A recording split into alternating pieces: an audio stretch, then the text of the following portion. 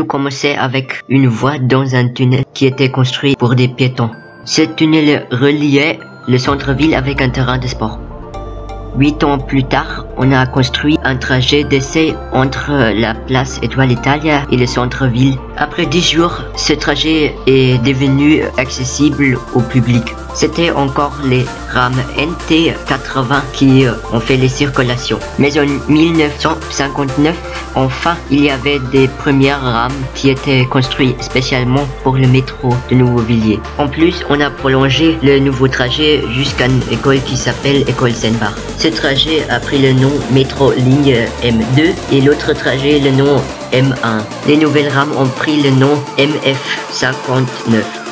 Après 21 ans sans progrès, le MA était prolongé clairement. En plus, les rames MF80 étaient mises en service. En 1985, la nouvelle M3 a inauguré. L'exploitant est l'entreprise Enderlines.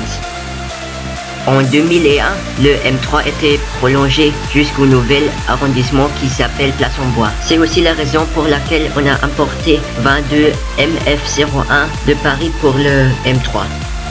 En 2002, on a ajouté une nouvelle station qui s'appelle Place Poulet. Là, on peut changer entre le TST, le tram et le M1. Au 22e janvier de 7 ans, il y avait un grand attentat. Pour cette raison, il y a un grand mémorial sur cette place maintenant. Puis, on a prolongé le M2 jusqu'à la gare suisse et au lac Seine-Bar.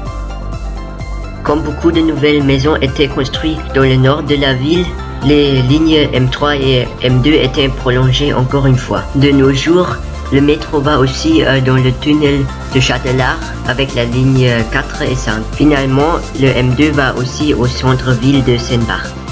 Dans le futur, le M1 va aller jusqu'à Montier et jusqu'à la promenade tout le midi. Le M2 sera prolongé jusqu'au arrondissement Fondane. Le M4 va relier le nouveau arrondissement Quai du Midi avec l'ouest de la ville.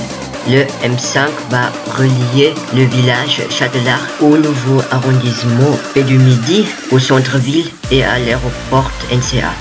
Très bientôt, le MA sera prolongé jusqu'à la station Le Champ aussi.